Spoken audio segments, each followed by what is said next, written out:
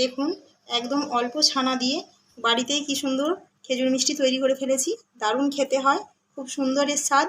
শুধু ছানা দিয়ে যেহেতু মুখে দিলে মিলিয়ে যায়, একদম নরম তুলতুলে, কতটা সুন্দর হয়েছে দেখুন। ভেতরে রস ঢুকে একদম রসে ভরে গেছে।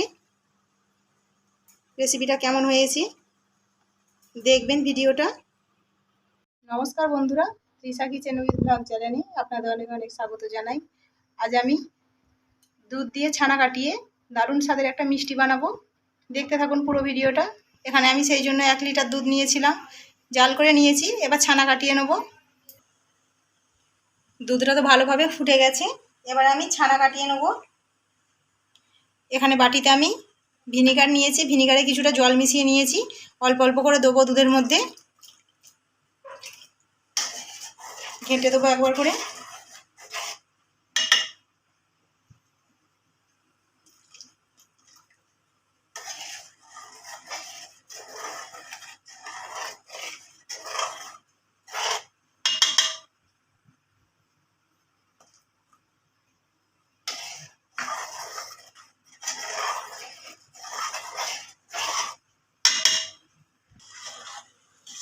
দেখুন ছানাটা কেটে গেছে।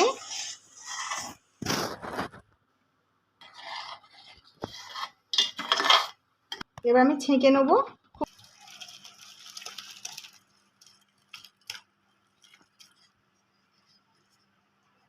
এবার ঠান্ডা জল দিয়ে ধুয়ে নেব।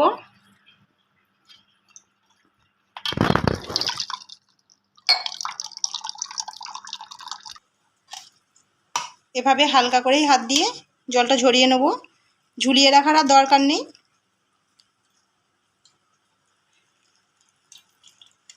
হালকা করে করে চাপ দেবো, চাপ দিলে এক্সট্রা জলটা ঝরে যাবে।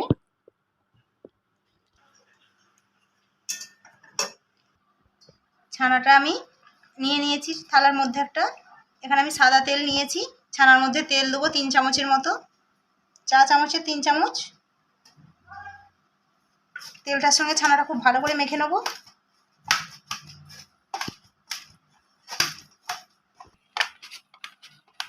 এভাবে করে বেশ কিছুক্ষণ মেখে নেব।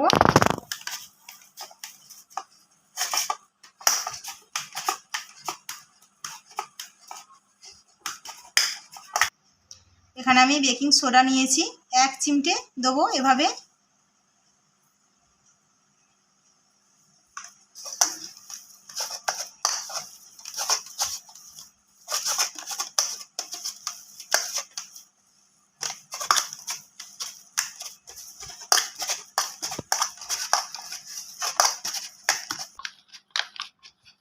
আমি এটাকে বেশ কিছুক্ষণ মেখেছি, 5 মিনিটের মতো। এবার লেচি কেটে নেবো ছোট্ট ছোট্ট।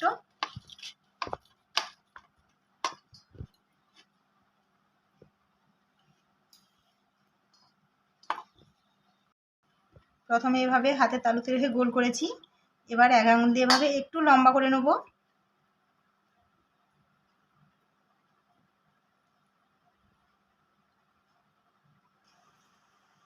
একটা রেডি হয়ে গেছে। আমরা তো আমাদের এখানে এই মিষ্টিটাকে খেজুর মিষ্টি নামে চিনি। আপনারা কে কী নামে চেনেন জানাবেন।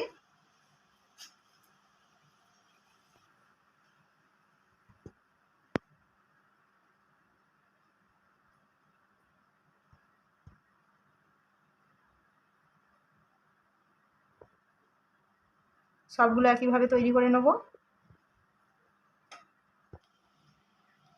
সবগুলো রেডি হয়ে গেছে, দেখুন কত সুন্দর দেখতে লাগছে। এখানে আমি কড়াতে তেল দিয়ে দিয়েছিলাম, সাদা তেল, আপনারা ঘিয়েও ভাজতে পারেন। এবার একটা একটা করে ছেড়ে দেবো মিষ্টিগুলো। খুব গরমে দেওয়া যাবে না, একটু হালকা গরমে দিতে হবে।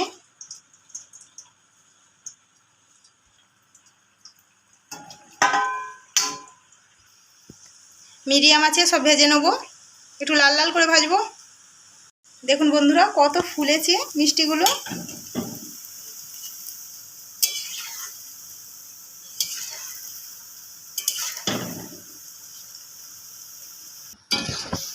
এভাবে অনবরত নেড়ে নেড়ে ভাজতে হবে, নয়তো এক দিকটা পুড়ে যাবে, অপর দিকটা হবে না, সাদা হয়ে থাকবে, দেখতে খারাপ লাগবে। এবার তুলে নেব। এর থেকে বেশি লাল করা যাবে না।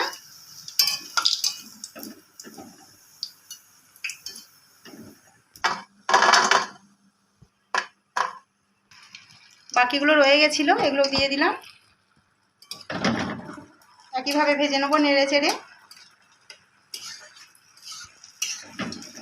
অনেকটা ফুলে বড় বড় হয়ে যায়, সেই জন্য একবারে দিয়েছিলাম না।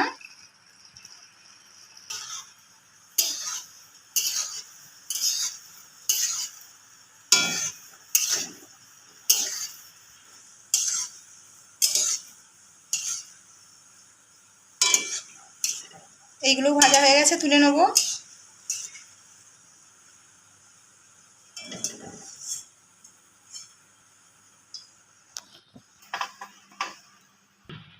এখানে আমি 100 গ্রামের মতো চিনি নিয়েছি, চিনিটা দিয়ে দেবো কড়ার মধ্যে।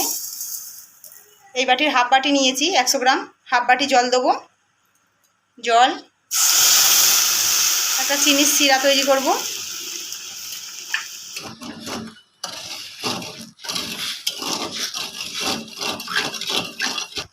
আমি একটা ছোট এলাচ নিয়েছি, ফাটিয়ে নিয়েছি মুখটা, শিরার মধ্যে দিয়ে দিলাম। একটু ঘন করে নেবো, 1 মিনিটের মতো ফুটিয়ে। খুব বেশি ঘন করার দরকার নেই, যেহেতু আমি জলটা কম দিয়েছি। 1 মিনিটের মতো ফুটিয়ে নিয়েছি। এবার আমি মিষ্টিগুলো দিয়ে দেবো, যেগুলো ভেজে রেখেছিলাম ছানা।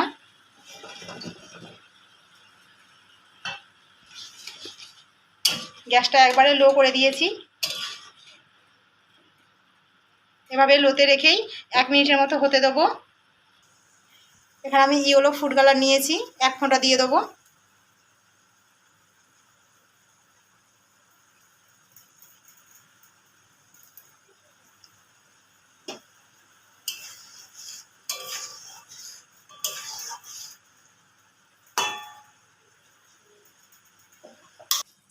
এক মিনিটের মতো ফুটিয়ে নিয়েছি আমি।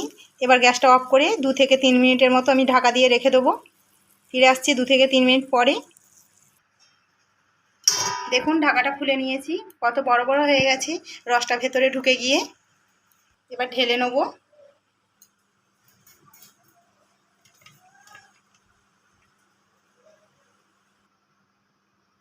কতটা সুন্দর হয়েছে দেখুন। এভাবে ঝটপট বানিয়ে ফেলবেন, খেতে খুব ভালো লাগে, আমি তো খুব পছন্দ করি। কতটা ভেতরে রসটা ঢুকেছে আপনাদেরকে দেখাচ্ছি, দেখুন কতটা নরম।